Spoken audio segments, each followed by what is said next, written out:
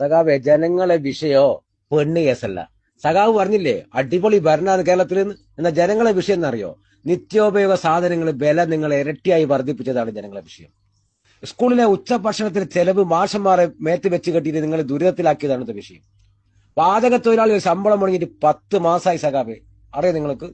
തൊഴിലുറപ്പ് തൊഴിലാളികൾ ദിവസവേതനം മുടങ്ങിയിട്ട് കാലത്തിലെന്നറിയോ സഖാവിന്? അറിയോ?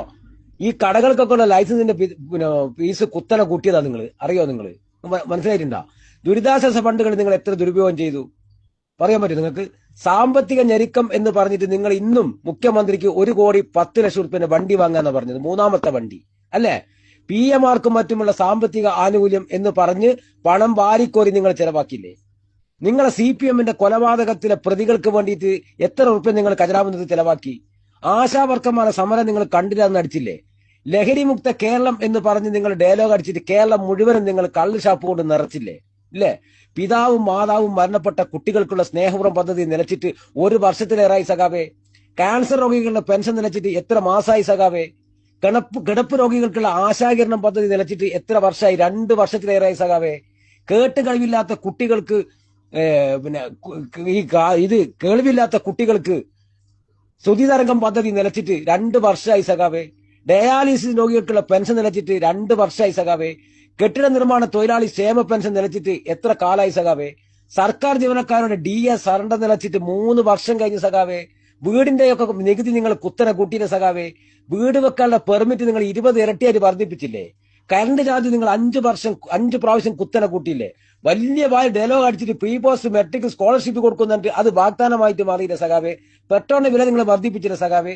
ഇങ്ങനെ കേരളത്തിലെ ജനങ്ങളെ മുച്ചൂട് മുടിച്ച നിങ്ങൾക്ക് ഇപ്പം വിഷയം പെണ്ണ് വിഷയമാണെങ്കിൽ അതിന് മൈൻഡ് ചെയ്യാൻ, അതിന് മറുപടി പറയാൻ നിങ്ങൾക്ക് മനസ്സില്ല സഖാവേ. കേരളത്തിലെ ജനങ്ങളെ ദുരിതത്തിലാക്കിയുള്ള ഈ ഗതികെട്ട ഭരണമുണ്ടല്ലോ, ഈ ശബരിമലയിലെ സ്വർണം പോലും അടിച്ചു മാറ്റി കേരളത്തിൽ കേട്ടുകളിവില്ലാത്ത നിങ്ങൾ പറഞ്ഞില്ലേ രാഹുൽ മാങ്കൂട്ടത്തിന്റെ പീഡനം അത്ഭുതമാണ് എന്ന്. രാഹുൽ മാങ്കൂട്ടത്തിന്റെ പീഡനമല്ല അത്ഭുതം. ഇവിടെ ഒരുപാട് പീഡനക്കേസിലെ പ്രതികളുണ്ട്, നിങ്ങളുടെ കൂട്ടത്തിലുണ്ട്. SIT അന്വേഷണം നടത്തി കുറ്റപത്രം കൊടുത്ത പീഡന വിവരം നിങ്ങളുടെ കൂട്ടത്തിലുണ്ട്. ഒന്നല്ല, ഡസൻ കണക്കിന് ആൾക്കാർ നിങ്ങളുടെ കൂട്ടത്തിലുണ്ട്. അതല്ല അത്ഭുതം.